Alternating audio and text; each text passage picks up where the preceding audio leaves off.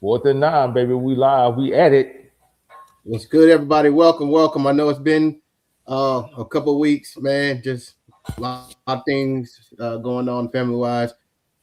Today being the last day of spring football, we did just want to hop on, have a quick discussion, allow you guys to come in with your comments, say what you want to say. It's gonna be tough, right? Spring ball's about to be over. It's gonna be just player ran practices, and then fall camp will shoot back in later this summer. But man, it's spring went by fast, man. It went by Spring ball went fast. by. Yeah, it went by fast, man. I was hoping we will see something on the field. I know at one point there it was some chatter about it being some form of some simulation of a spring game slash Trojan Olympics, but from what I understand, that didn't happen today. Um, I know it's been a while since you and I did a lot together. Probably what going on what 3, 4 weeks now, right? Something like that. But yeah, it's kind of hard to gauge, man. A lot of people talk about projected starting lineups for the season for the fall season. One thing of note, I would like to input in here, man. I heard somebody mention, I think it was Leon, maybe even it was you, that hey, look, it would be in their best interest to stay healthy.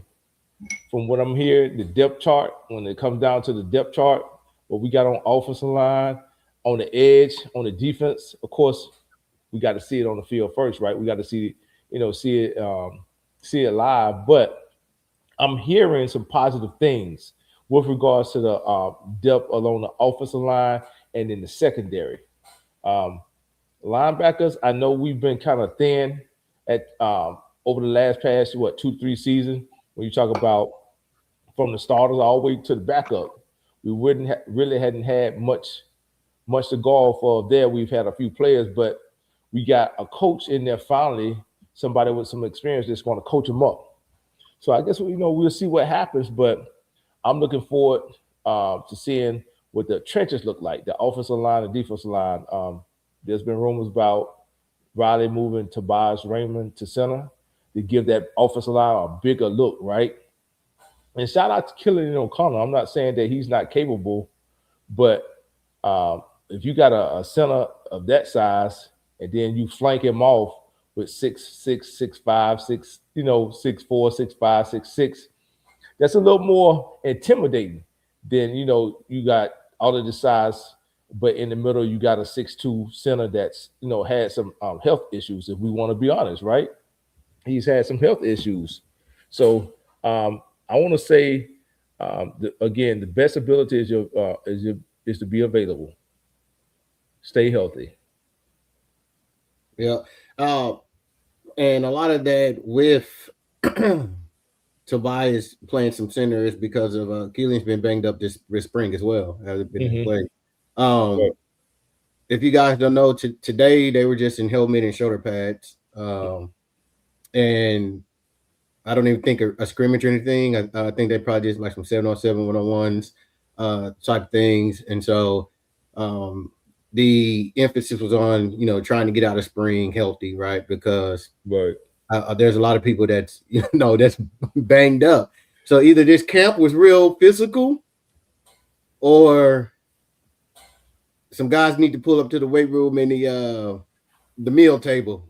Right. But from what we're being what we're hearing, right?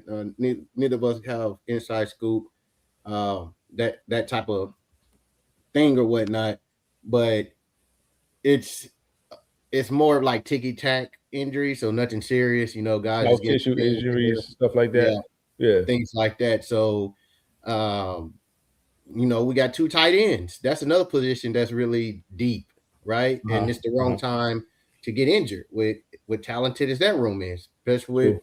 true freshman Mark Bowman coming in, and he's looking like a monster out there. Everything we I hear is heard. that the I guy heard it can't was a be monster. guarded. So when you're the transfer from Wisconsin and the gentleman we got in the from the JUCO, both Hmm. of them are injured. It's just like it's the wrong, the wrong time. And what's the name got injured? not the transfer from JUCO, not Josiah, but it was the big guy. You know, you like to say if he was to go to offensive Walter tackle. Matthews. Yeah, he got injured. You How know, did and he he get had hurt, man? I mean, and it was a what's good. He was going on? having a good camp. So man, it's just for any. Now we're in a situation that you will see that any position that you're in, when you get injured, it's going to be tough because it's some guys that's behind you that's ready to play and that's coming in. You know what I mean? Right, So right. We'll see what happens. But I didn't know that he had gotten hurt and the transfer from Wisconsin to tight end. From what I understand, he's more of a blocking tight end, right? He's more of a blocking tight end. So, but I've been hearing some good things about Mark Bowman. I have, um, but not as much as I've been hearing about this kid Trent Mosley, the freshman. One we've lucked out. SC has lucked out with two freshman receivers. When you go all the way back to a Robert Woods to step in as a true freshman, take on that role. Then, if you recall, right after him was Marquise Lee. Then right after him it was Nelson Aguilar. Then right after him it was Juju Smith-Schuster, um, Amara St. Brown. Drake. Well, not so much Drake London. Drake London came on kind of late. He came on in maybe his second year, but and then as recent as Tanook Hines. USC has looked out with some true freshman receivers, so I look for them to continue on with that tradition. Again, I've been hearing some good things out of Trent Mosley. Of course, we're still waiting on Booby Feaster, but also KDW. From what I understand, he's been looking pretty good in camp. He had a soft tissue injury that he had to bounce back from, but mainly like one of the platforms was saying, if they had to go, if they had to just play next week, they would be able to do it. But because it's the springtime, they don't want to push the envelope with a lot of these players. They're going to be dependent on them. I can understand them, not going out there, especially if they've had a physical camp. I can understand them not going out full throttle for a spring game, especially you don't want to put anything on tape, right? So I, I understand the caution behind it, but it was kind of disappointing. I want to see at least one spring game. Do you know you've heard of anybody that has had a spring game on the college level so far? if you're going, I seen Clemson's, but it wasn't like their whole game that it showed or Hmm. anything like that. Hmm. It was just like some clips, and a lot of it really wasn't the whole thing because they were showing the same play like 5 times from different angles. So I Oh, just okay. been going on YouTube trying to find some or whatnot. I got you. I got you. I got you. Yeah. Depth chart.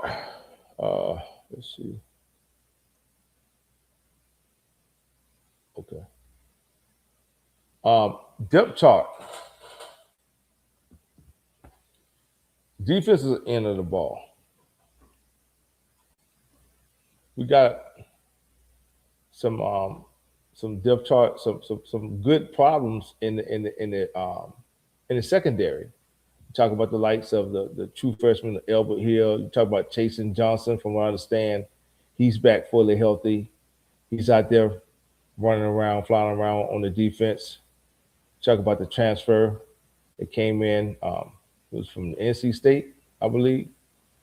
We got R.J. Sermons. We got Matt Reardon. We got some good problems. Uh, Marcellus Williams. We got some good problems on the in the defensive secondary. Now it's just uh, getting out there, being physical, playing a different style of defense. Of course, we got Gary Patterson in. He's a change of pace. He's bringing that experience that we've been missing. He's bringing that um, that accountability. One thing about bringing a new coordinator, man, they don't have any favorites. Now, a player can earn, you know, uh, a spot on the coach's favorite list, but I like it when they come in and they start from ground zero like that. As a matter of fact, I prefer it that way. I prefer it that way. Yeah. So it's great because everybody has a clean slate, right? It ain't, and Gary Patterson, he coming in and he had to take it from a fresh start. Like what he seen on tape, and also what he seen every day at practice, and what they were doing in the off season when he came, and all that. So with new coaches, everybody has a fresh slate, a fresh start. Right. You know what I Right. mean? And the best players can play and win. But as far as defensively wise, up front, I think my projected starters. Again, it's tough. We don't get to see anything. That's why you like to see a spring game. You know what I mean? Uh-huh. Um, I do appreciate USC putting out the clips and stuff kind of from practice, but it'd be drills, right? It'd be one play here, Highlight. there. Yeah, like Highlight. you don't really get to see. And so but I think that I think they're gonna start off as far as week 0. I think Crawford and Shelby will be out there on the D line with Uh-huh. Thanos and Alex. I say his name wrong all the time, so I'm gonna say Alex V. Uh-huh. As far as that, as far as linebackers, um, I think it's gonna be Stevens and the transfer from Washington. Whoa, whoa, whoa, whoa, whoa, whoa, whoa. No Jaden Walker? No, I think Stevens and the transfer from Washington will be starting. I don't know about that. Jaden Walker looks solid, man. And I understand, what would Stevens be? Stevens would be a what, junior? Yeah. I understand that, but Jaden Walker, man, he looks solid to me at linebacker. He had some mishaps, down the road, especially, everybody had a bad bowl game, if we want to be honest. But he looks solid with that tackling to me, in my opinion. As a matter of fact, I would kind of put Jaden Walker over before Stevens. So what I'm going off of is, again, we don't get to see anything in spring and all that. Yeah, So yeah, yeah. I'm going off of what's coming out of camp, Uh right? huh. Okay. Some of the names and things that I'm hearing the most. I know Mark Copeland had a show sometime last week where someone had sent him a list of like the players that was on the board and the positions they was at, Mm-hmm. and they at linebacker was Devin Bryant and Desmond Stevens. Devin Bryant. No, That's the kid from Washington, right? yeah, Okay. Okay. right. What's the hardest is going to be is the secondary, right? Because you have Jontez Williams out, right? Which we know he shut down all that, but he wasn't there in the spring, right? Right. Um, which is kind of tough. You got Chase and Johnson, who's really good, but he wasn't there in the spring as well. Mm-hmm. And there's a lot of young talent, right? That's so good out there, man. That's making some plays right now. But if we had to start tomorrow, uh, I think it'll be Elbow Rock Hill, and Marcellus Williams, and then at the nickel, Alex Graham. At safety, um, I think it's gonna be Christian Pierce. Okay. Oh, hold on. You said we have to start tomorrow, right? Right. If Okay. we're Okay. if I got you. I got you. I got you. Well, because so what is hard to do is that, like, the cornerback and safeties are getting a lot of work because a lot of people are out injured, right? Right. Um, Right. Right. so I've always had Jontez Williams penciled in as a starter because I was like, man, like, as good as he was at Iowa State, I know he's coming off the ACL, right? You go get the top corner in there, he got to be on the field, he got to play, but you can lose your spot, like, to not producing. And what Ilbert Hill and these young cats are doing in the spring, I mean, it's gonna be hard to keep them off the field. The good thing Yeah. is that we're gonna have that depth, right? Right. I would say Alex Graham and Christian Pierce are the two guys that in that defensive backfield that I say stamp their name in 100% to start.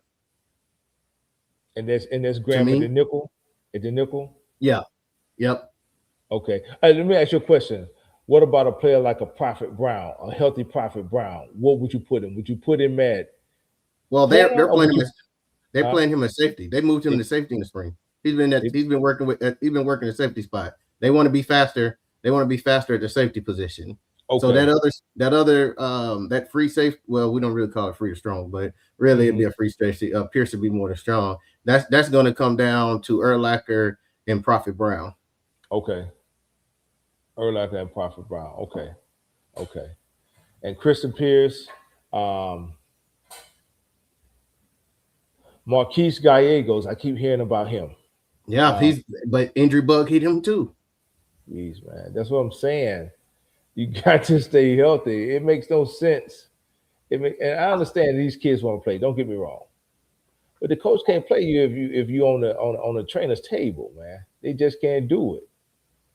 You can't play you from the trainer's table. So I understand it's a physical sport. It's a collision sport, but you have to find a way to stay healthy.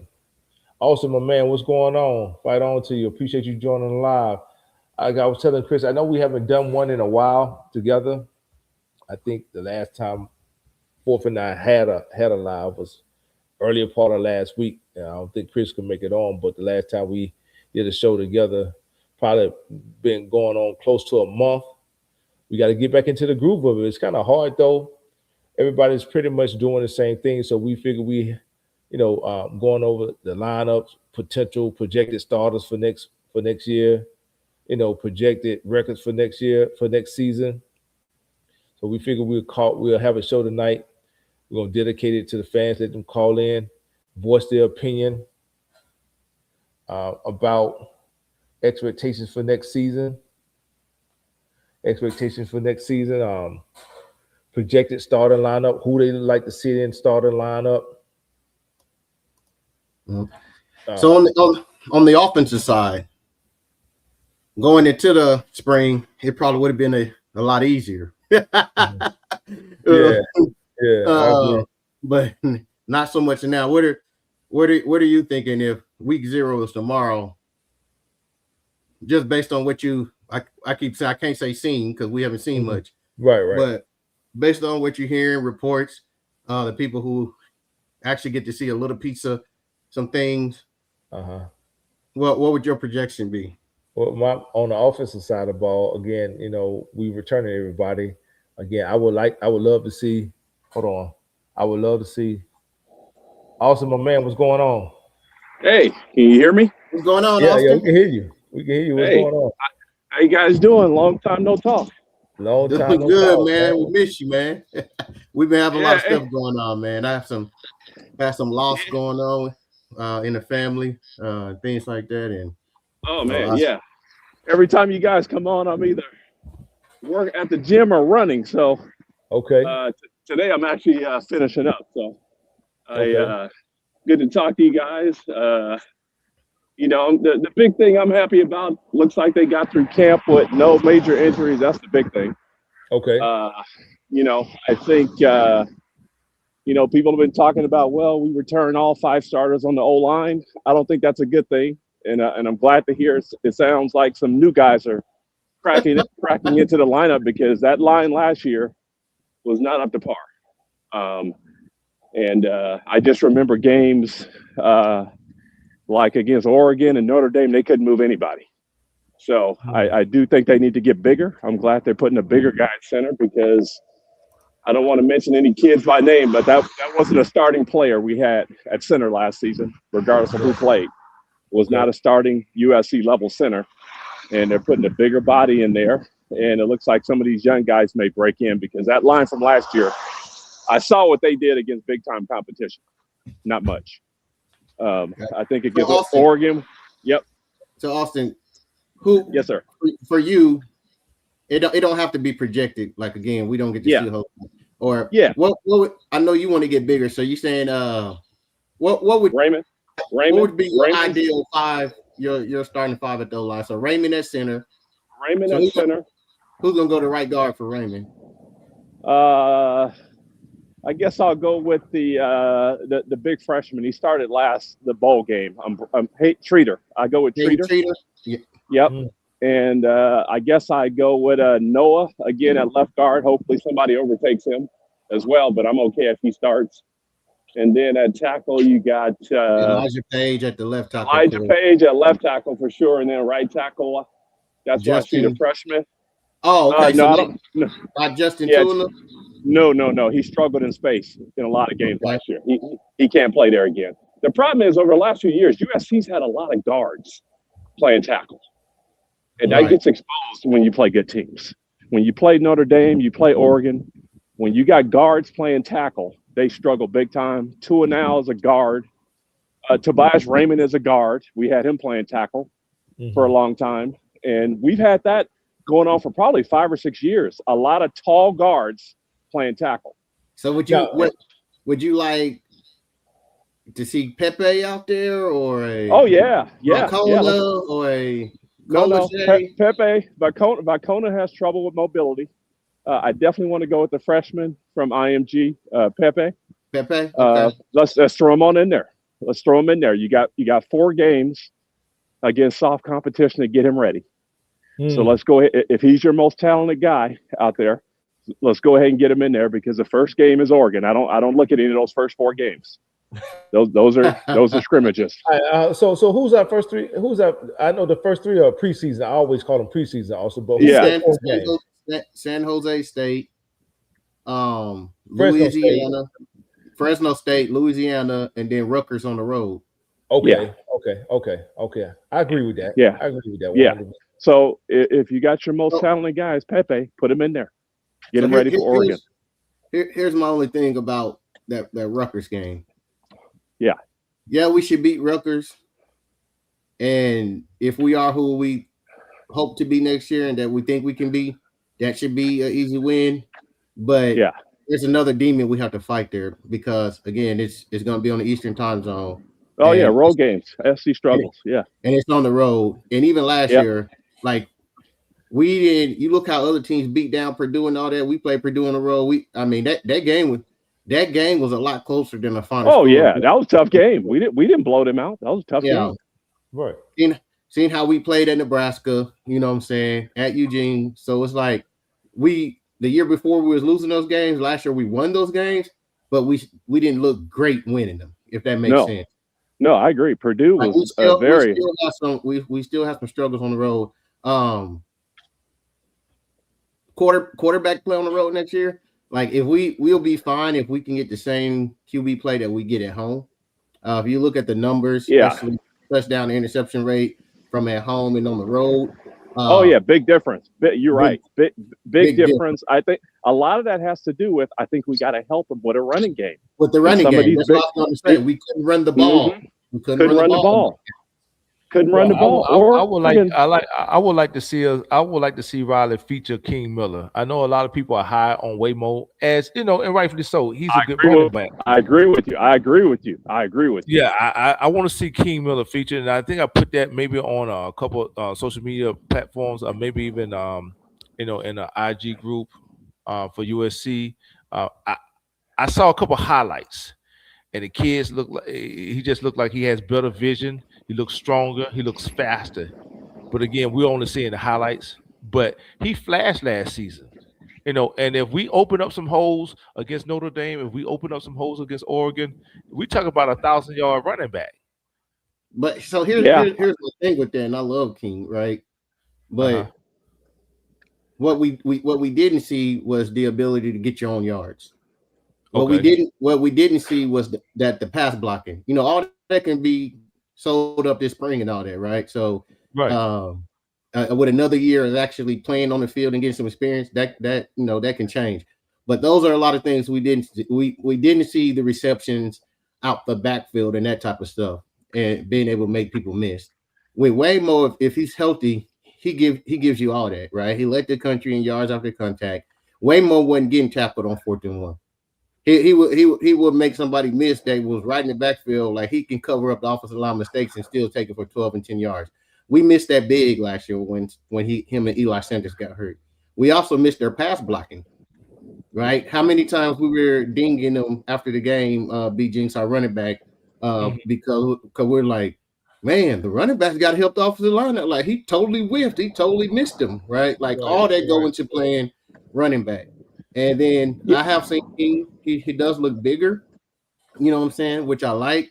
I think if he was featured, that this year his body will be more equipped to take the pounding because we really didn't do King a favor last year. Because think about it, when he came in, I mean, every time we ran the ball, it was him. They maybe gave Uh-huh. B Jack only 2 or 3 carries a game, but he was the bell cow. And by the time we got to Oregon, we can see it didn't seem like that same burst of speed and everything was still there because it was just like 4 or 5 games of wear and tear taking that that constant punt. But King looks bigger.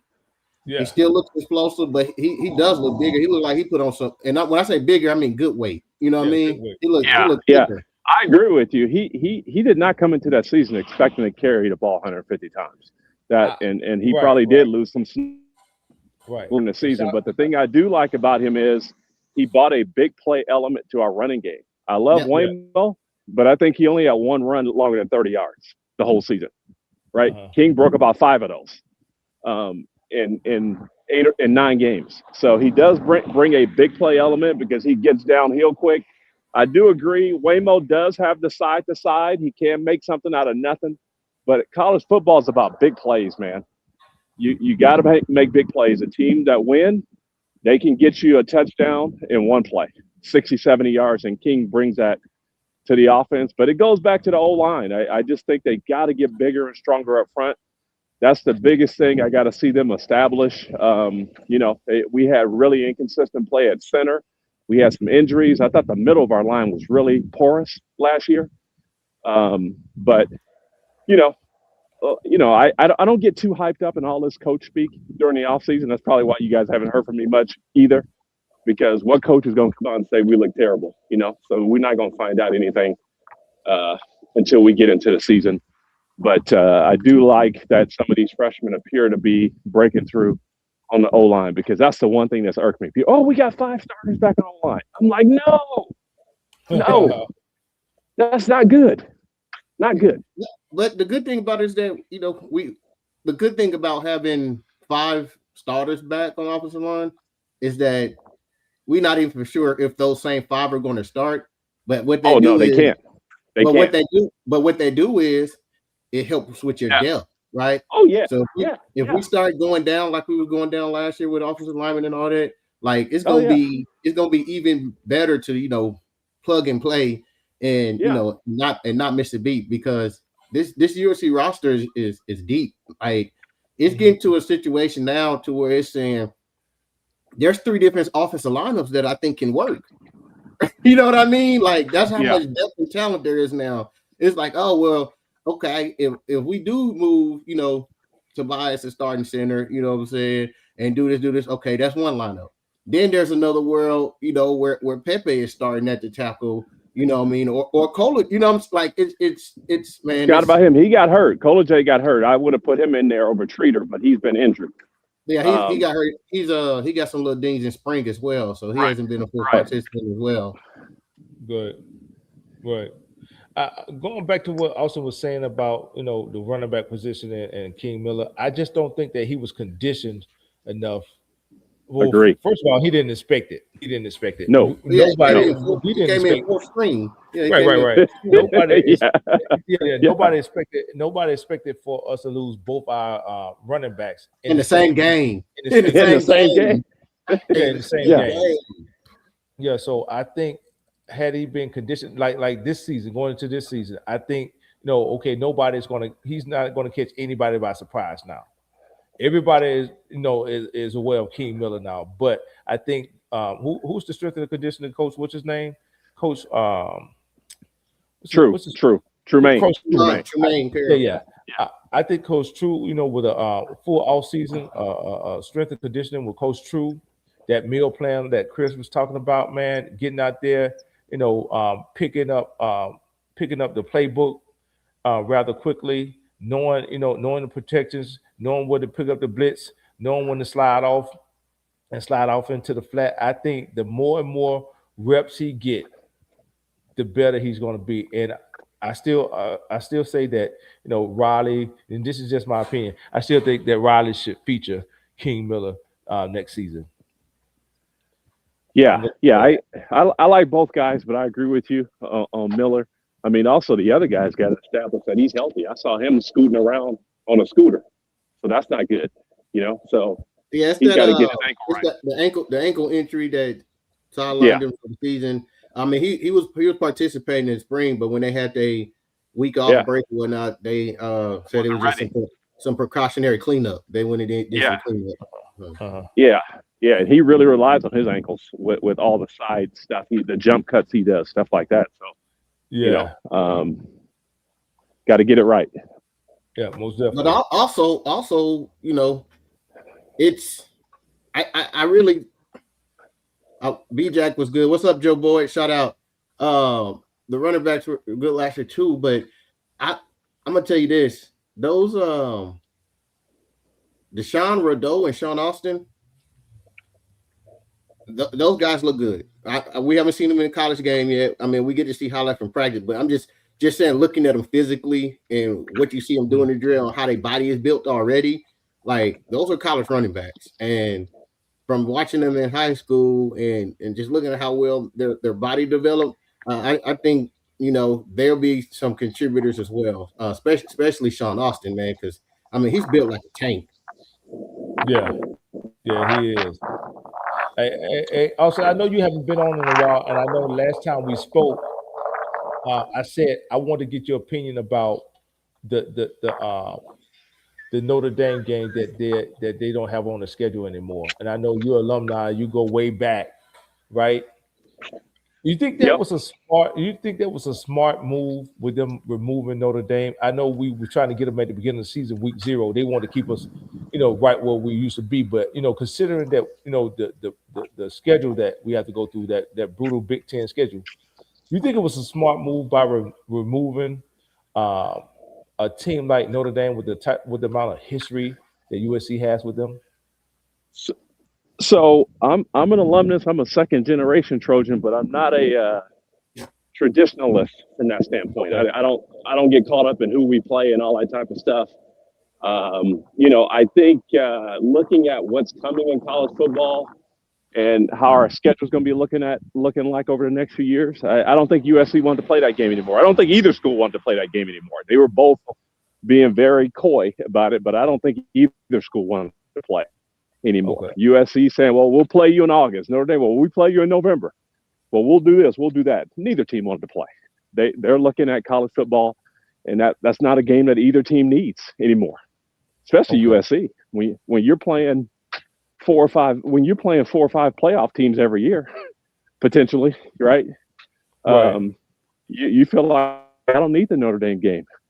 Hmm. So I don't think either school wanted to play, given where college football's going. So I don't have any issue with it. I now one thing I will say, the AD, she did promise, because this is an email she sent to all alumni back during the season. She did promise we would play a Power Four team in place of Notre Dame. That wasn't true. Okay. We did not replace Notre Dame with a Power Four team. We Yeah. replaced them with San Jose State. I think you have to consider the strategy of it. When you look at a Yep. SEC schedule, right? Yeah. And over the past 2 decades, they've Yep. been very strategic. I mean, almost from a chess standpoint, with the schedules for their top tier programs. When you look Yep. at an Alabama, when you look at a Georgia, when you look at a LSU, they're pretty much taking the same model now. Use the same model now. Here recently, from what I understand, they have to play 9 SEC games coming up next season. But for Right. the most part, if you go back and look at their schedules, the way they've aligned them, they've always put their top programs in a favorable position. When we talk about Oh Alabama, like yeah. I said, they The only don't. reason I bring that up is they could have played. There's some other teams they could have played. They could have played Stanford. They Mhm. could have played Cal. I would Right. have No, liked to see them. but Oh, go Austin, ahead. when it finally came down, they didn't get the deal done with Notre Dame. Cal and Right. Stanford, they didn't have the availability no more. Right. Well, I'm hoping Well, that changes going forward, because I don't want to see San Jose State and Fresno State on the schedule every year when you can play some teams that have some I think credible they, names I and not think be they too risky will. and not be too risky at the same time. Mhm. Yeah, I think they will. You know what I'm saying? Probably like an old Pac-12 team, Oregon State or something like that. Right, Maybe right. even a Yep. Washington State. But this year they was kind of by the time Yeah, it came Last down to minute, the deal right? that went yeah. through, there You're was right. only so You're many right. schools that was available to play. Hey, Yeah. shout out to B Jones. B Jones was actually at the last practice today. He put a comment there. He said they look ready. I don't know if I think he put that maybe when we was talking about the running backs, The or he running might be back, yeah, yeah, the running yeah, backs, yeah, the running yeah, backs, yeah. yeah, B and that Jones, might, I always give B Jones a hard time on his show. Tell B Jones what's up. and that might be a backdoor way. Speaking about adding a Stanford or a Cal or maybe even Washington State or Oregon State and into the empty slot, that might be like almost like a backdoor way of trying to get back into the groove of playing West Coast teams. That Yeah, would definitely bode well. I know too for some of the alumni such as yourself, either older. Um, Alumni that's used to seeing those Notre Dame games, those Cal games, that love those Stanford games. That might be a backdoor right. way into get them back on the schedule if you could slide them into one of those spots, or maybe even Oh two of yeah, those spots. Here's I what hope my so because philosophy. that was one of my. I used to go to the Cal or Stanford game Uh every huh. year because My that's the fun trip. what I would do is two. I mean, because it's a catch 22, right? You want to play somebody on the West Coast because you're already doing too much traveling playing in the Big Right, Ten. You know what I mean? right. Like Right. across the country and all that, right? So you do want to stay close. Um, but also I would look, and I know it's hard to do because a lot of times schedules come out a couple years in advance and things like that. I would kind of look to see if I want to match up against a team on the West Coast that's closest to a Big Ten style Hmm. play, right? And Hey, Hmm. only reason I Austin, say only reason I go ahead, say coach. that only reason I say that is because like even we're using them, we call them preseason games, right? Things like Right, that. right, But right, you kind of want to get your guys ready to kind of see what they, especially so you can play young players, so you can see the type offense, defense, physical, and things that you're gonna play in your conference to get you ready for it. Hey, Austin, you asked for him. There go my B Jones. What's up, B? Yeah, I was gonna say. What's up? What you got to He say? is, he is Austin. B Jones, what's up, man? Good on, man. How you doing? I'm good, man. I'm good. I'm Wh- blessed. What'd you see out there today? I mean, not much, man. To be honest, it was mostly just a bunch of drills. But I mean, I will say that there's some guys that look bigger, faster, stronger for sure. I Mhm. mean, for one, Josh Jarrett, man, he looked way more fluid in his movement, man. He looked like he got his butt in shape, man. Mm, Okay. Wait a that's little bit. dangerous. That's dangerous for America, B Jones. That's dangerous. Absolutely, Yes, he is. absolutely. I mean, Yeah, definitely. man, he looked more explosive. I was just talking to his mom about it. Um, he looked more explosive, man. I'm gonna give you a little quote from Jaden too, man. Uh, they asked Who? Jaden Carter. Carter asked Jaden if why they sleeping on him, man. He said, "Let him sleep. I'm gonna wake him Sleeping Oh, up." on who? you talking about our quarterback? Yeah, our quarterback Jaden Okay, Miles. okay, Oh, okay, okay. Wake I him up never though, slept man. on him. Big I face. never slept on Jaden, man. He was my guy I, since the other I guy thought was he here. played. I thought he played well last season. They just got to help him out with a run game in these big games. I thought he played Yeah, well, but that's you true. can't throw it on your quarterback against top competition every week. That's tough. Right. Oh, here, Austin. Here's my motto, and I tell people all the time, man. You ask, I don't care who it is. You ask even Peyton Manning and Tom Brady when they did. You ask a quarterback to throw 40 plus times a game, they're gonna throw an interception. It's gonna Oh happen. yeah. Oh It's yeah. Yeah, That's gonna tough. happen. I don't care who the quarterback is. That's tough. Oh yeah. That is Especially, really tough. especially, especially when the other team is getting pressure with 4 and dropping 7 the whole time and can stop the run with 4. Yes. Yep. That was a Notre Dame game right there. Right. Oregon. They already have a good secondary. Now they're dropping 7. We can't. We're running the ball for 1.9 yards a carry. You're in trouble. So I'm gonna ask B Jones. I'm gonna ask B Jones about, and I think we talked about it on your show on like the torch, um, maybe earlier in the week or maybe even last week. We talked about the running back position, and I said I want to see King Miller featured. But you got some people, and rightfully so. don't get me wrong, Waymo is a good running back, but he has to stay healthy. You were one of the first ones to point out King Miller, a back like King Miller. What are you seeing out of him, or what have you heard from out of King Miller this spring camp? Um, Honestly, I haven't heard much. You know what I mean? But seeing him today, man, he definitely looked bigger. I'm sure he Okay. put on more mass, man. That's what I want to see. I want to see him just break a few more tackles, man. You know, Uh huh. on the inside run. So, um, yeah, I mean, I haven't really heard much, too much about what he's been doing in practice, but I'm assuming that would be it. You know, me and him just running behind his pads a little more. Okay. B, Yeah. you seen these? You got to see these kids in person, right? Like I seen you. You was on the field, man. How massive is that offensive line look in real life? Like we see pictures and videos. How massive is that offensive line? I'm telling you, it looked like USC of old, man. I remember. I mean, I took an unofficial. Excuse me. I took an unofficial SC back in 2008, man. I was just blown back by how big the offensive lineman man it was, and it looked just like that. You know, Mm. it looked Was just like there was there was there anyone? It don't even outside of Josh Jarrett, just anyone out there that you seen and you were just like, God, like this kid is just physically impressive to you, like just like man, is yeah. Of course, G Day, but okay, yeah. Braden Right. Braden Jones is a big kid, man. Of course, Luke Wayful, that's a big boy.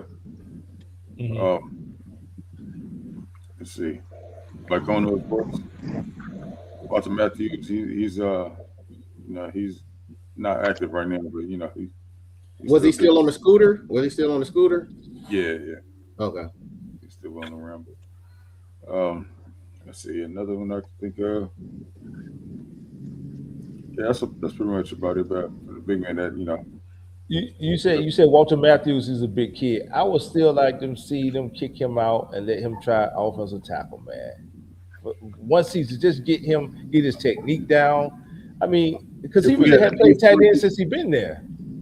if we had a need for it, I would agree. But we stacked that tackle, man. We don't need it. You know what I'm saying? It might be the best thing for him, but Uh huh. we don't necessarily need it. I just hate to see that type of size go to waste. Like I said, he hadn't really played since he been there. I hear Maybe. the thing about Walter Matthews, man. Apparently, the issue is his blocking. So we definitely don't want to put him. Oh yeah, most definitely if he didn't block him. But if he can dedicate a full season, a full season of getting prepared, technique. I would say Coach Hansen worked wonders with what he had last season, and I'm expecting you know them to take even a bigger leap this season. I think right here the way it's set up, B Jones, and we hadn't even talked about the recruiting. They're on the heater right now. I want to get Austin's input on that, but I think the way it's set up is this is the season, man. You look at what we could potentially lose after the 26th season. Your quarterback is gone. Maybe half the offensive line is gone. Um, both of the running backs can leave if they wanted to. I think we're losing a lot after this season. I think this right here is the season where Lee can makes his mark right here. This season right here, it has to be. So I agree. here's my take on the season, right? Um, there's a lot of opposition coming up, right? It's a tough schedule. Um, a lot of Nixon injuries and things in the spring, right? It's a tough schedule coming up, even though we got two big games at home, right? So Mhm. it's a lot of opposition, right?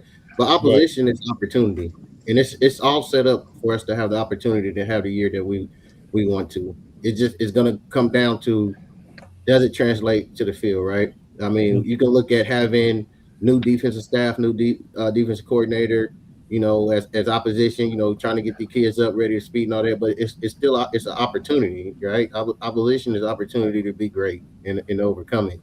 And what's lined up in front of us, even with this schedule, we're having Ohio State and Oregon at home. You know what I mean? Yeah, we got to go to Indiana, we got to go to Penn State, but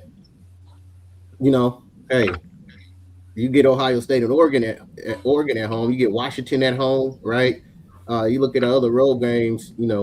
Indiana and Penn State. We go to Rutgers. Um, like we have an opportunity to do it. You know what I mean? It's just gonna come down to what Austin was talking about earlier, right? When we get in those big games up front on both sides of the ball, are we gonna be able to stop the run, and are we gonna be able to run the ball?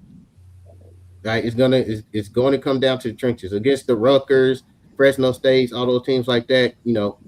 We'll be fine. But when it comes down to those marquee games, it's going to be, what do the trenches look like? You know what I mean?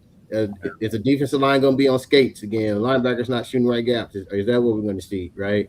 Or is the Right. offensive line going to get beat by a 4-man front all game? Right? Stopping the run and putting pressure on the quarterback. Right? That's what it's going to come down to. But we have a lot of opposition, but we have an opportunity to go out there and make this a special season. Right? Um, it does feel different. I'm not going to tell a story. I've been waiting to week zero to. I've been saying I'm waiting to week zero before I give my prediction, all that stuff. I want to see it on the field because last year, what we heard coming out of camp about position groups and things like that, and we didn't see it manifest on the field. So it's like, fool me once, shame on me. Fool me on you, fool me twice, shame on me. Right. But I do feel like that it's just like a different vibe. I feel like this camp was ran different, right? Riley even seems different. I started seeing a different Riley last year, like my man B always say, look at that Iowa coach. How they did the trick play with that small look on his face. Riley let him hear about it after the game on the sideline. He was like, "Yeah, you know what? Come on." And I'm like, okay, I'm starting to see a little more fiery, and Riley and things like that. I love that a lot of the kids are loving Gary Patterson and buying in. And it seems like he was able to come in and get them to buy in, and they see the vision and the dream, the attention to detail, the teaching, right, of the fundamentals. To hear the team came out and the defense didn't have a couple players didn't have knee pads on. They sent the whole defensive team back in. You know what I'm like the details. A lot of times over a few years, it's been the details that cost us some game. The attention to special teams, right? We lost a couple games and big games. Special teams, aided us in that loss with big time mistakes. You know what I mean? Yeah. So it feels different. I'm trying to keep my optimism and everything down to week zero, like I said, but it does feel and sound different. And I understand what you're saying, Austin, because I'm the same way. Hey, your coach is Yeah, going yeah. to sell you a drink. I'm the same way. I mean, this is Los Angeles, man. You got to sell a product. So this is what you do. You say it looks great, most physical ever. We're the strongest ever. But I know, just like you, I went out there to the Missouri State game, the first game last season. I was like, oh, they're not that good. I saw it right off the bat. I said, we're not good. I said, our defense is horrible. I knew it the first week. If I saw it, I know those coaches knew it, but I get it. You can't come and say, hey, we're terrible. We can't stop anybody. But it was obvious to me. We were still getting gassed on the ground. Right. Busted coverages. We gave up a long touchdown in that Missouri State game. First game on a busted coverage. Saw some of the same stuff. So, I mean, I've been, like I told you guys, we've been mediocre for 17 years straight. Since 2008, right? Mediocre. So I don't get hyped up over coach speak. I got to see it myself. And you guys remember, that was the first time I called you guys was after that Missouri State game last year. B. Jenks, remember? I said, hey, this defense is fraudulent. Remember I called you guys? First time I called in. I said, this defense is fraudulent. Right? So I got to see it myself. You said, Leon. Leon. You got to smother this team. You got to smother this team. You got to smother this team. There's a fraud. Yeah. Yeah. Remember, I told Leon that you got to smother a team like this. You can't give up 18-yard. You can't give up 18-yard runs up the middle on 3rd and 15. When I saw signs like that, I was like, nah, not buying it this year. So hopefully it's different. I mean, I'm happy about the recruiting, happy about all that stuff, but we got to get better. That's all I can tell you. We got to play better. And, one of the jokes I get from one of my buddies who went to school down south is USC is the best program in the country from February through July. I can't argue with him. He said, y'all rank number 1 February through July. We got to change that. Yeah. Hey, shout out to Marcus Richard, B Jones. He said, "What's up?" He said he met you today and met Yeah, that's Carter. my guy, man. Shout Yeah, out to my shout out Marcus, man. Definitely, man. Definitely hope to Appreciate you get out joining there live, sometime and meet Marcus. you, man. Yeah, shout out to you. hey, real quick, man. I want to tell y'all we did get a chance to chop it up with Lincoln a little bit, man. Yeah, I seen the picture, Yeah, and man. I said BC must have skipped the wedding because he said he couldn't go because he was gonna be at the wedding. I seen BC there. Hey, he was able to do both, man. He worked it out. Oh, I was like, he done skipped the wedding. Nah, I think he skipped his own sister's wedding, man. That'd be That's what pretty I cool. was thinking. I was like, man, he said, forget that wedding. But yeah, man, chopped it up with Lincoln, man. And I'm gonna be honest, man. That's something that we wouldn't have been able to do in the past. And I'm not talking about just because us. I just don't think Lincoln would have been that personable, man. Uh, hello. B Jones, you there? Yeah, There we we can go. hear I you. think I I can think we hear went you. out for a minute. Hold on. I think we dropped for a I minute. can hear Chris, you, you B back? Jones. I can hear you, B No, Jones. we're still here. All right. I've been here. Me and B been here. Okay. Me and B. Yeah, Yeah, it froze on my end. It froze on my end. yeah, I can hear him. Okay, cool. We What'd back. you say about Lincoln, B Jones? Finish what you were Oh, I saying. was saying, man, he's just seems a lot more happier, man, a lot more personable now. Like he's just I don't think we would have been able to approach him like that in the past, man. So Yeah, no, that's good. I hope he gets it done. I think I don't think his job is at risk this season, but I think he is one season away from coaching under extreme duress. No right, question. He gonna have some heat after this season. So I hope he gets it done. It's not good starting over. I'll admit that it's not good. yeah, he just seemed more free, if that makes sense, man. Just like Yeah, I mean, he Well, don't have NIL and recruit and all that stuff right, under his right. Yeah, he don't have a lot of weight on his shoulder. We talk about, Now what's yeah, up, having USC Priority? yeah, What's up, my guy? having to serve as the GM and as the coach. I think the addition right. of Chad Bowden and Chad Bowden's standard. I know we talk about culture a lot, but this standard that Chad Bowden has when he's putting in these guys, it's been pretty effective.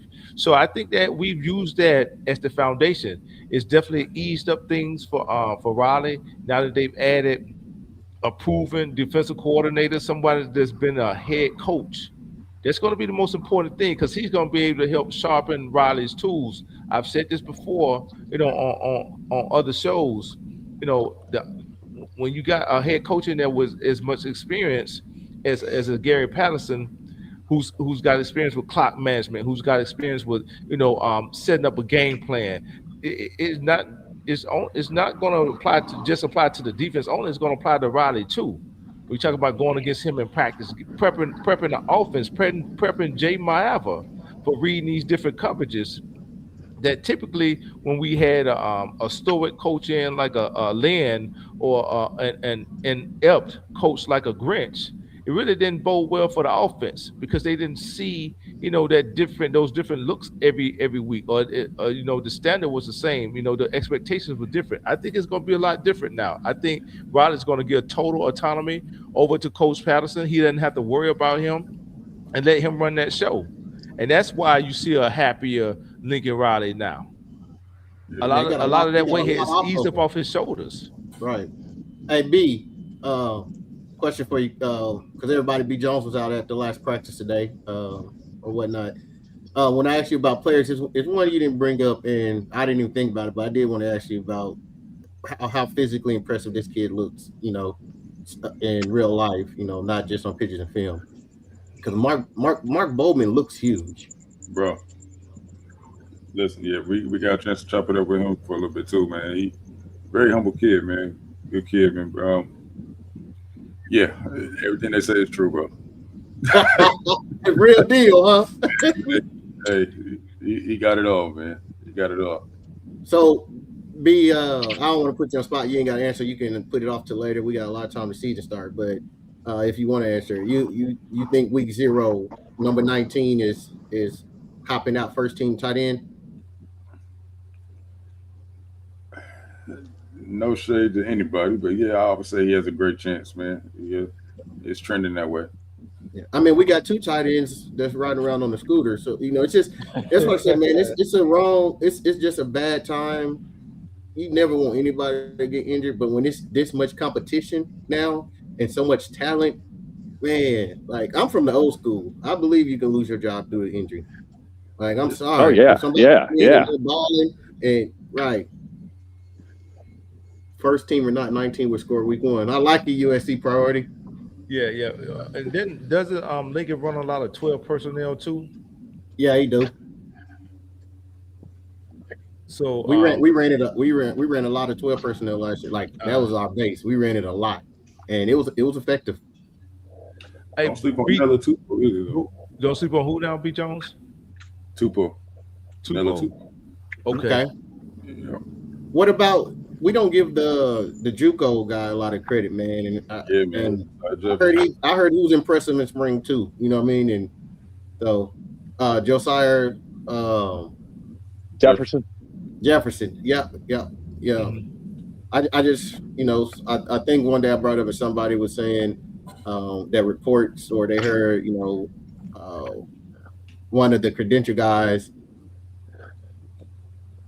one of the credential guys say he just needed to pick up the playbook, but other than that he was so. Let me get it real quick. What you talking about, Blanky? What BC? What's up, BC? Hey What's up, man, man? BC ain't at no wedding. I seen him at practice. Now he on here. He ain't been. He skipped out on the wedding. BC done Hold on. skipped out on the wedding. Y'all sure you don't let BC in, man? Yeah, He I'm coming about to from let him in right now. Hold on. Yeah. Blackie Chan, what's going on, my man? Oh, he What's is at going the on? wedding. Hey, BC, my bad. I thought you skipped the wedding. You I'm is at at a the wedding. wedding. I'm at my sister's wedding right now, but All I'm right, getting. looking clean. I'm switching out some shoes right now. But I just thought I'd stop in and say what's up. Man, you Appreciate looking it. clean in that suit, man. I like it. Thanks. Appreciate it. What you got for us? You was at practice today. Anything stand out to you? Any other Uh, players you talked to that stood out to you or anything like that? Like what Lu- kind of caught your attention today while you was out there at the practice? Mark Bowman. Mark Bowman really stood out. Tron Baker has made some really great catches during that, and Luke Wapel is massive. He's the real deal. So you telling me you can't beat Lou Wakeful in the 40? I think no, I'm just kidding. No, I can't do it. Hey, I'm not saying anything about a 40 anymore. Hey, I've been hearing a lot of positive feedback on Trent Mosley though. I mean, Trent seriously. Mosley, oh yeah, no, like kids were swarming over to him like to get his autograph, but he's been doing great. Okay. Yeah. But I'm going to get out of here. I got to go back to my sister's wedding, so I'll see you guys later. Okay. All right, appreciate Right you on, guys. Right on. Be safe, right on. man. To be honest, I wouldn't.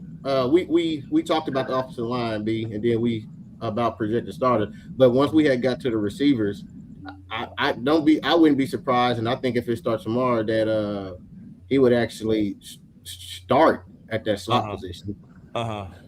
Trent Mosley. B Jones, you seen him. You seen the kid Trent Mosley. You've heard more about him than us, right? If you had to pick, three star receivers on tomorrow for tomorrow's a game that's scheduled for tomorrow, who would your three be? TA. Wait, before we answer B, so we're not including. We saying coming out of spring, so we can't include Booby, right? Because he don't come in the fall. Or Yeah, you can't count Booby. No, he hasn't been there yet. Yeah, I'm gonna say Terrell Anderson. Mosley at the slot. And Snoop. Yeah. That's the same three. That's my same three too. Try and be next up. Man. Man, but here's the thing, B. Here, I mean both B's, Austin. Here's the thing, man. It's like every day after practice, like you hearing about another, wide receiver just doing amazing things. Like you hear about Tron, you hear about number 17. His name, I just drew a blank. We were just talking about him. KDW. Decent Wyatt. Decent Wyatt, right? You hear about the other kid, number 80. Who is number 80? Who is number 80? I don't know why I'm drawing blank. Luke Weaver. Luke Weaver. Okay. Yeah, hearing about Luke Weaver, like, and it's just like, man, and then we forget we still got Sims, Isom, So that wide receiver room is stacked, man. That's going to be kind of hard to leave Sims to not start Sims, man. I was thinking more so of Sims getting one of those spots as opposed to Trent Mosley. Yeah, but they ain't been playing Sims in the slot. Yeah, yeah. Hey, Uncle Boom, man, appreciate you joining the show. Hey, yo, what's good? What's What's going good, on, man? Uncle Boom? Good to hear from you, brother. Good to hear from you guys too, man. Appreciate you guys. Yeah. Man, last day of spring today. We just kind of chopping it up. We was talking. I mean, we've been talking about a whole lot of things. So we'll leave it up to you. I know you've probably been listening. If there's something that you wanted to touch on, man, the floor is yours. What did you? I mean, I just got in. I just came in late. So, what do you guys? What's the topic? Today was the last day of spring. Actually, B Jones is in. B Jones actually went to practice today, right? Okay, You said that's what? what's up, B. Jones.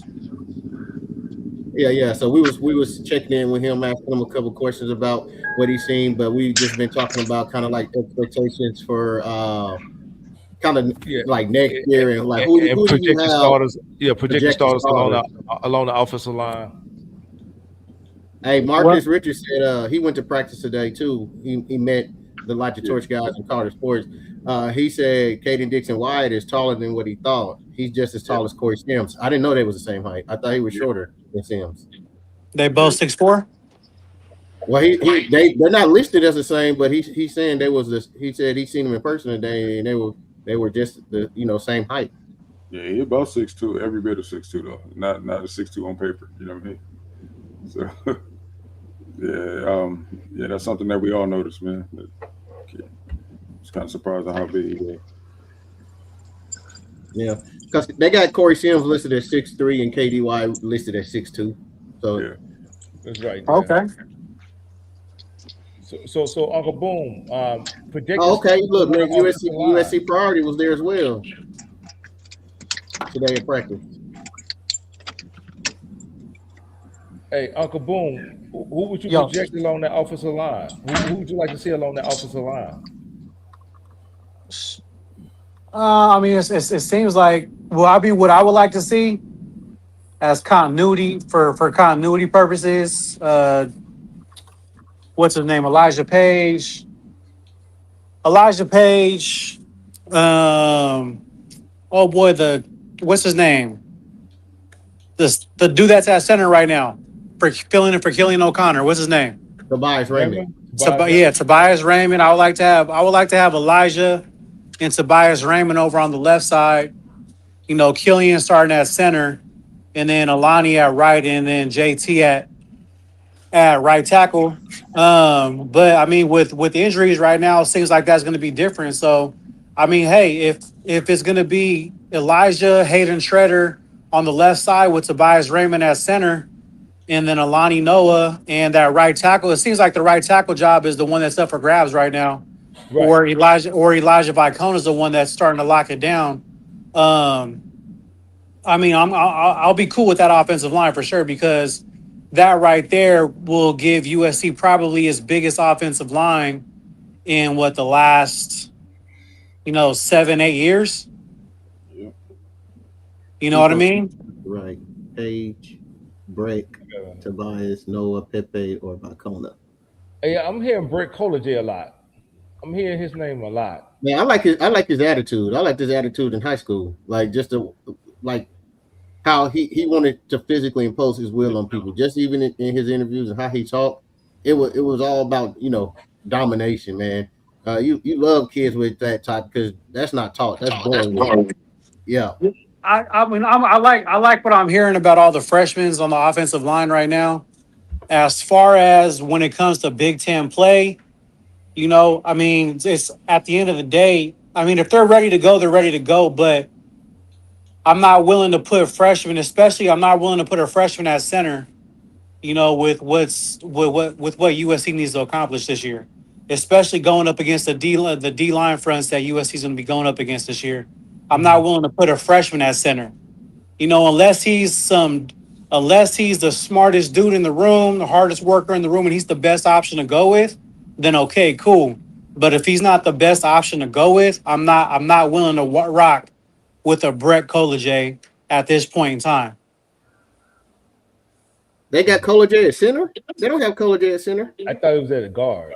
Yeah, he's not at center. Or even if it's at guard, I'm not willing to rock with Brett Kolejay at this moment.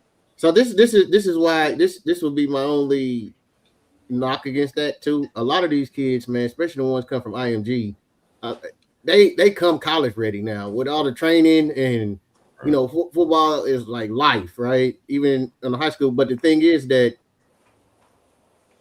we got 3 games, a month of games before we get into Big Ten play, right? Yeah. So you can see even if I don't think it's an option for us to start a true freshman at center because it's either going to be O'Connor or Raymond. But even at any other position on the offensive line, you have 3 games to see what you have in them. Theoretically for sure, most definitely that's a fact.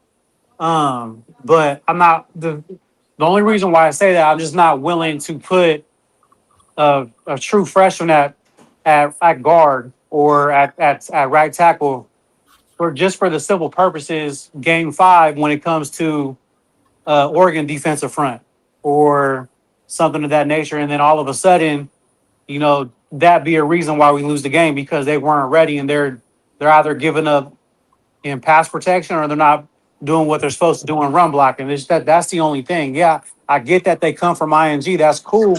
That's cool because they're a college prep program. I get it. But at the same time, unless he's the best option to go with, then yeah, I'll be cool with that. But if they're not the best option and they're not ready, there's no reason to risk it at this point.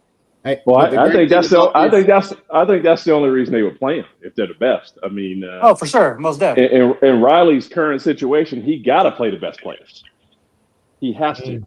And based on what I saw out of some key guys on that O-line last year, some of those veterans weren't ready to play.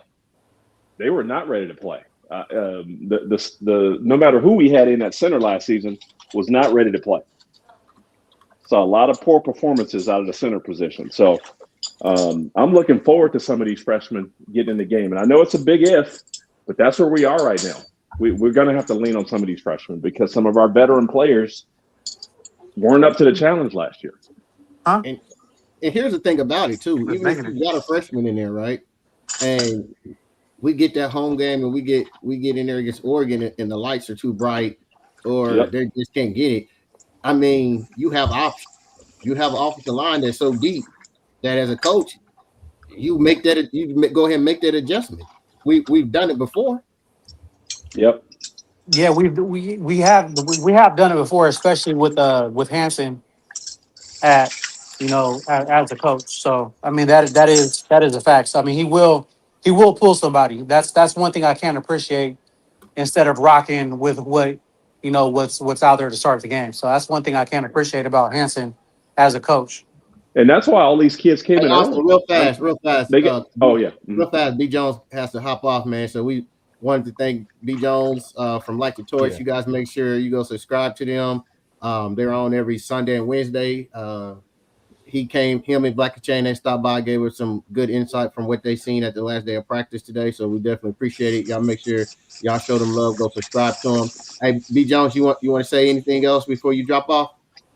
No, man. Just thank you once again, man, for letting me hop on the platform and chop it up, man. Chop it up about some USC ball, man. So yeah, man. Look, we got a lot to look forward to. That's what I will say, man. They look good, Chris, and I'm tripling down, Chris. No, you need to say that to Austin. Austin was the one that knows that, not me. You keep coming at me. I never called you out. B. Jones, now that we spoke B. Jones, I can't even go at you no more, man. You know I be messing with you. Austin, he said he tripling. Listen to what he tripling down on for you. What do you say?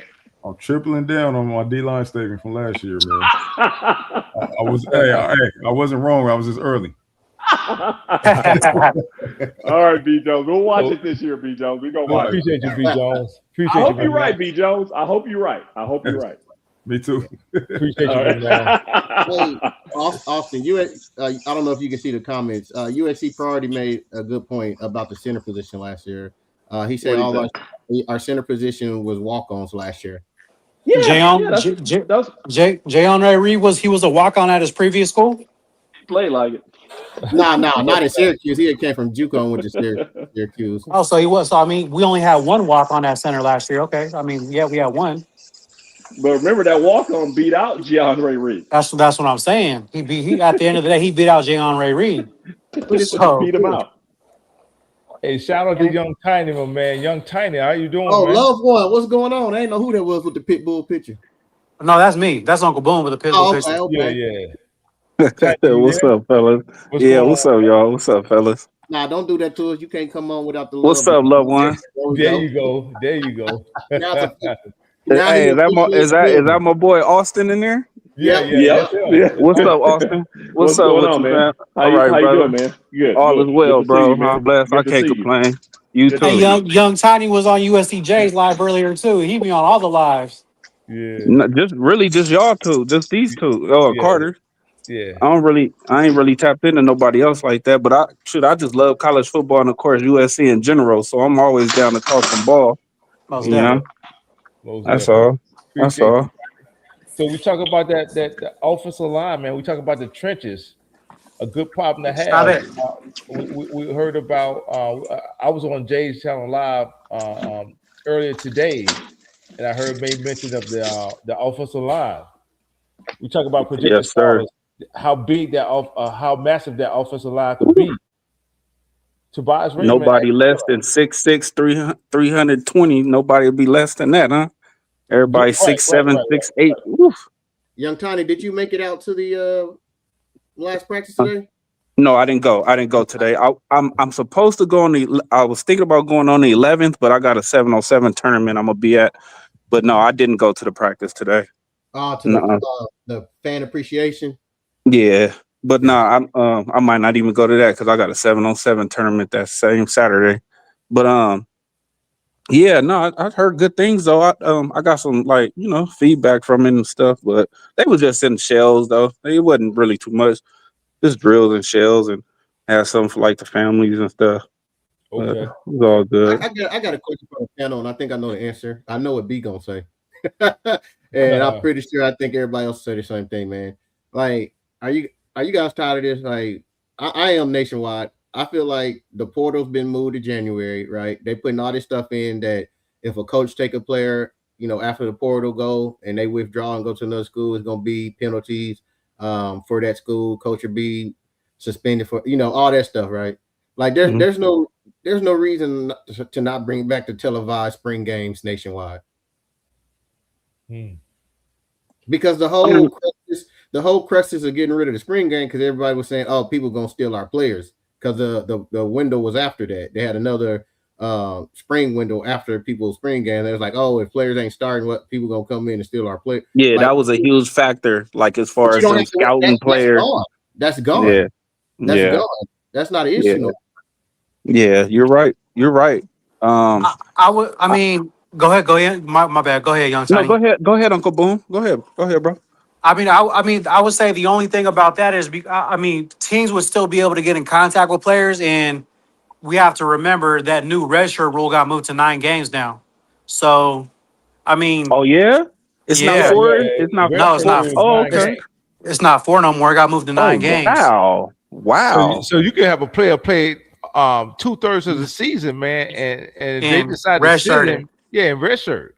And then they can decide to redshirt. They can be in contact with an opposing team, and that would be the exact reason why they redshirt.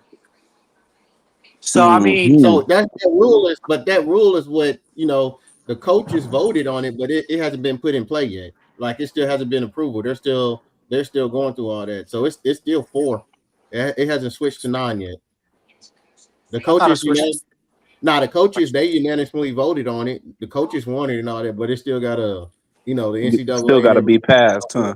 Okay, that went over my head. I wasn't up on. Okay, that's what's up, man. That's crazy. 9 games, bro. Yeah, 9 games. Yeah, that's the season. That's dumb. That's dumb, man. That's dumb. The first thing is it got to pass with the coaches, right? You got to pass with coaches. Then it'll go to NCAA and they'll start reviewing the rule and all that and see if they want to change it. So, but as of right now, it's not finalized, so it's still 4. But yeah. No, okay.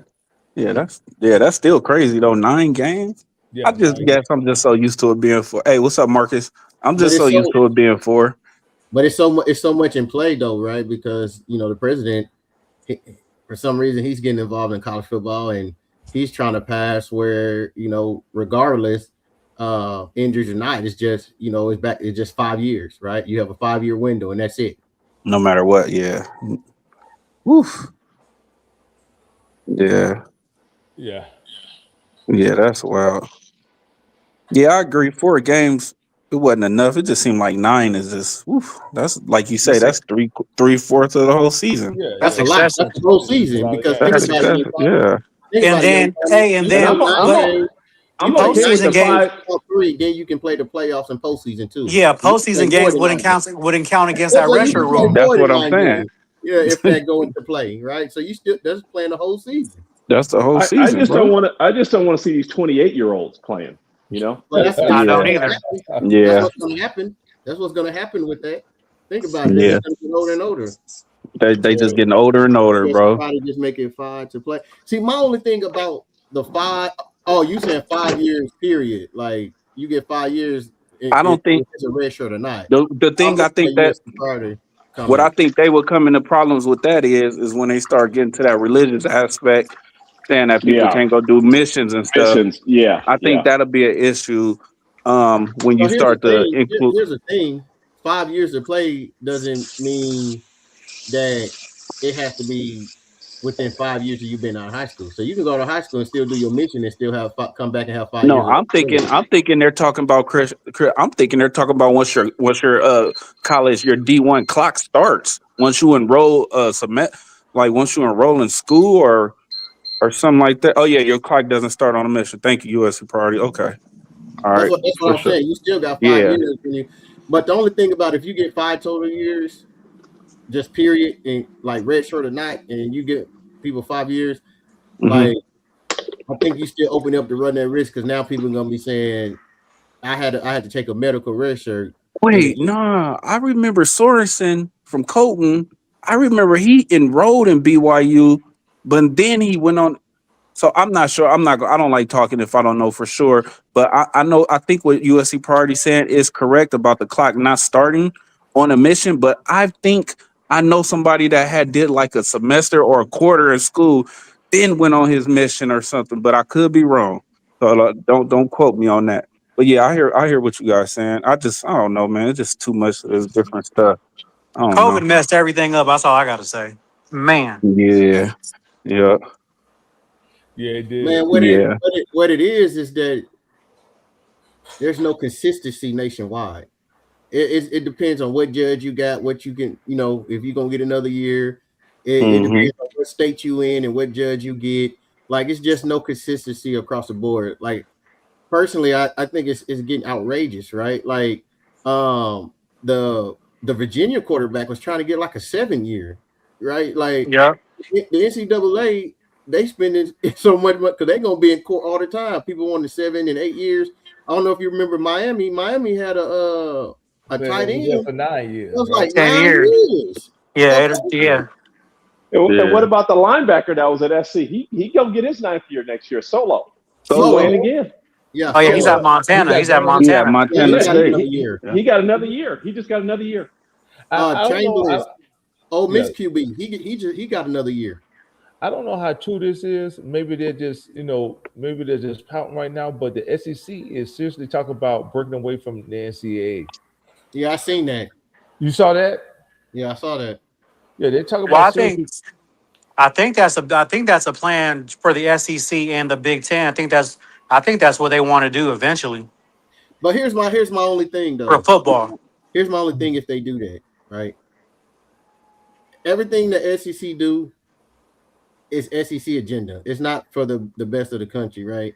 So the Big Right. Ten Hmm. has to be careful going in bed with the SEC, and because what's going to end up happening is the Big Ten is going to give. You don't have to do that. The Big Ten is the predominant, the the best league in the nation, right? That's Mhm. across hockey, basketball. I mean, look at basketball. Michigan probably about to win that championship. My You know what I'm God, saying? volleyball, Yeah, softball, like that's what I'm yeah, saying. And 3 years in yeah, a row in football, like wrestling. we don't have to bow down to track and field. ESPN and the SEC. I Gymnastics. just hope we don't have to bow down to what the SEC wants. And so I just hope if the Big Ten is going into bed with the SEC, that they know who they are when they come to the table, and don't give in and to the SEC agenda to put them back in power and control. So you know what I mean? I don't Ready. think they would. Honestly, I don't think they would because they're whoever the Big Ten president or the one that's over the entire Big Ten as a whole. I don't think he would even fathom going along with the SEC led agenda in that way at all. There's going to have to be give and take one way or another. Because I agree with you, ESPN. I mean, honestly, ESPN is really not that. It's not a big factor to me as a fan. I really could care less. I mean, because there's so much SEC bias with ESPN, anyways. Oh my god, it's so it's crazy. ridiculous, dude. Yeah, That's because they own it. They you know what I'm saying, own the SEC network and all, they in bed with them. Mm-hmm. right. Hey, fellas, let me ask you guys a question. What do you guys think about, because we be talking about all these position battles and stuff, but we have a position battle at kicker too. What do you guys what do you guys think about that? Because the boy did good last year, but Chittenden is, I think he back. And hey man, whoever can get it done. Here's the thing. Yeah, here's the thing. He did good, right? I mean, he was on fire. He missed one early in the year, and then within the last 2 or 3 games, he missed 3. One of them was blocked at Oregon, but the other 2, came back to UCLA, missed, able to get it back on. But he hit some big kicks and all that. He good, so it's gonna be the best man win. It's tough, right? But the thing about Chittenden is we didn't get to see him play last year. I know he was coming into the season with a lot of expectation up for a lot of preseason awards and all that. But if you look at his numbers at UNLV, I mean, for the year before, he was somewhere like the low 70, high 60%. He was a freshman All-American. I think it's also telling that they brought him back this season, right? Right. They didn't recommend him transfer. So that thank you. That's what I was getting at, Austin. That's thank you. Yeah. That is absolutely telling, because they were telling a lot of guys to go home, right? Yeah. This offseason. Time to go. Oh, they was having exit meetings this last off season with the position coaches and then with Chad. I had already penciled in when we was talking about, how many slots we're gonna have. I was like, well, Chittenden gonna transfer out because this other. That says a lot that they had him come back. That they reviewed his NIL and said come back. So that tells me it's a competition, or they like him better. Doesn't he have he has a big leg, right? He does. Okay. Oh yeah. But we cannot look with and he was my player. He was like my special teams player all the time, every week. And I can't even think of his name right now. The kicker we had last year, especially what he did on kickoff. Ryan Sierra. I mean, he was even on kickoff. He was kicking that ball out the end zone every time. We didn't have to worry about people returning kicks. Even against what'd you say, B? Against Notre Dame, he did his job. He kicked it in the end zone. Yeah, we just missed the tackles. He kicked it into them. We just missed the tackles. I mean, what you want him to do with that? So he had a great year, man. And one thing we haven't touched on, man, before we get ready to get up out of here is the special teams. I think the special teams costed us at least one of those games last season. It definitely cost us Notre Dame for sure. Yeah, the Notre Dame. We talk about kicking out of the end zone and us making the tackles. If you remember correctly, we had just gone up. I think Miami hit Jacoby Lane on a Jacoby Lane. And they had totally taken the air out of South Bend Stadium, right? The very next play, hold on, let me turn it back in.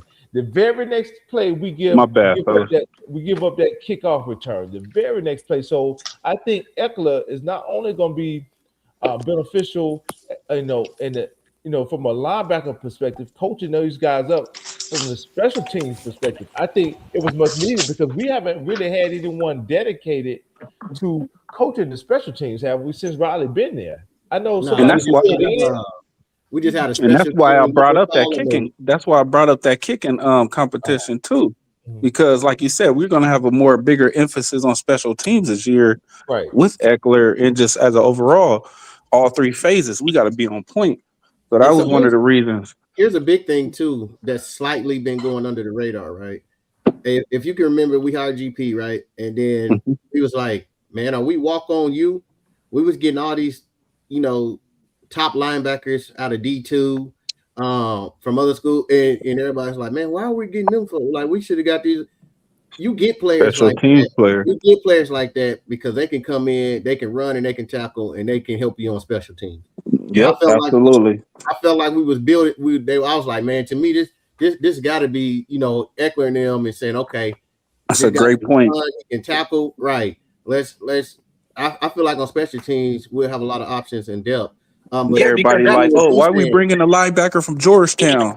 Because yeah, this dude is a thumper. He gonna get down there and make a tackle. right? And you don't have to put your starters out there. You don't have to put as many starters out there either. and Yep, he has a lot of game experience as well. A lot of exactly. game experience. Actually, Yep, I believe that's where you earn a lot of your stripes, man. It's on special So, teams. well, If you're Trojan trying to fight, go yep. you're talking about on field goals, but we're talking about special teams. punt Punt, return, We're pick talking off. about the yeah, kickoff return against, and to piggyback off what you said, B, you and Uncle Boom brought up the Notre Dame game. We cannot forget the special team blunders in the Oregon game, because we was in a dogfight with Oregon. We was there. yeah, We was there, right? yeah. And We were. and special teams, right? We jump over the center. They missed the field goal. We give them a first I down. think They go. emotions got the best of us in that Oregon game. I think But hold on, Notre sure. Dame. Let me What's finish that? this thought. Yeah. Go Let me ahead. Go finish ahead. My bad. because it was special team blunder, and we were right there with Oregon, going tit for tat, right? We finally got off the field. They missed a field goal. We give them a first down because we jump over the center, the block, and then they go score a touchdown. We come back, we don't score. We punt the ball, and guess what we do? Special teams give up a punt return, right? Right. Mhm. That opened that game up, and then we started getting in panic mode, especially because we couldn't run the ball, and All right. that was the crux of the end right there. No. Oh my bad. Yeah, but those games, we were in those games, man, especially that Notre Dame game. But again, back to what I was saying, I think Oregon, that game, that our emotions got the best of us, because we made some boneheaded plays that I hadn't seen us make all season long. We talk about Jacoby going over to the sideline, getting the ball. I like the fight in them. I like the grit. I like the pride, and there was pride in Jacoby doing that. But that cost us what, another 15 yards, right? Yep. So I won't say that emotions got the best of us in that Oregon game, but that Notre Dame game, we should have won that game, man. There's no way we should have lost that game. Even with giving up those amount of yards on the ground, we were still ahead. And that's been Riley's, in my opinion, that's been Riley's Achilles heel, man, his defense. I talked about it on Light the Torch, man. He brought Grinch over with him, knowing what he showed him at Oklahoma. He should have never done that.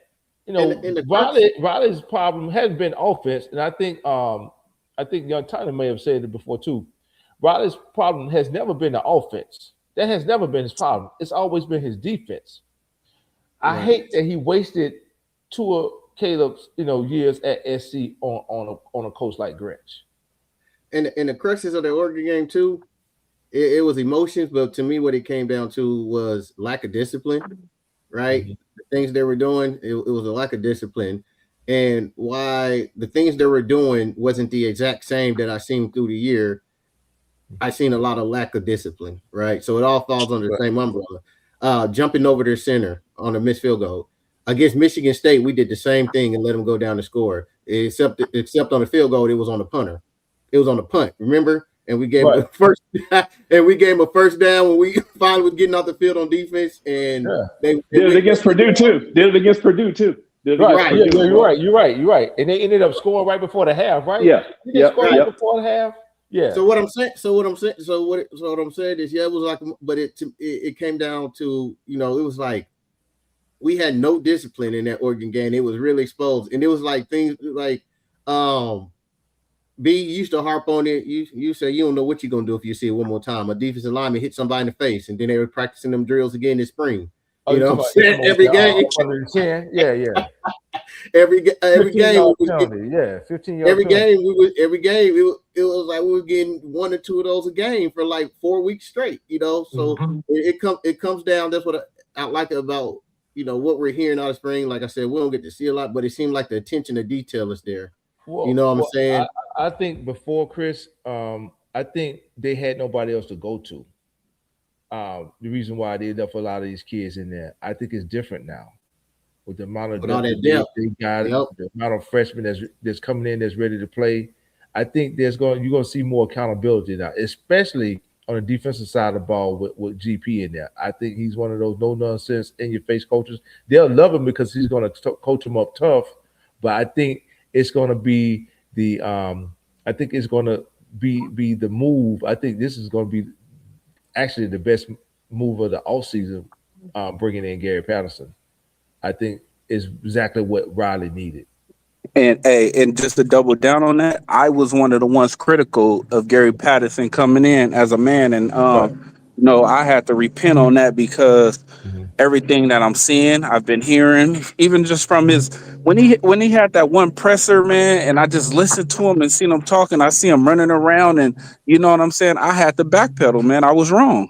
Now we haven't seen the defense on the field game time yet, but I'm still optimistic that I'm right on that now. Like I feel like that was the right move.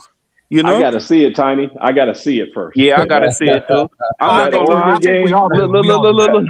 See, look. I agree. That's why I said I still got to see it on the field. But I'm saying just from the standpoint of them vibing with him and him meeting that culture, and you know what I'm saying. I only been hearing positive things and seeing positive things, but I do need to see it on the field though. I gotta see it against Oregon, right. just like last season when people were going crazy about USC's leading the nation in sacks. I said, hold on, we haven't played anybody. And then we start playing people. What happened, Tiny? No sacks. Yeah, you're right. No sacks.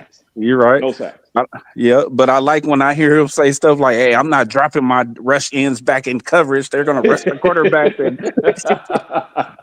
that's why we wasn't getting no sacks because they was dropping back in the flats. And then you got to. What you say? The rush end was covering the flats and getting burned? The rush ends was in the seams in the flats.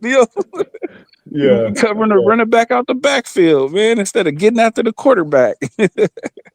But I'm optimistic, man. I hope so too, Austin, man. And I'm really hopeful because it's time, man. It's really no excuses, man. The last couple of years, we deserve it. We deserve it.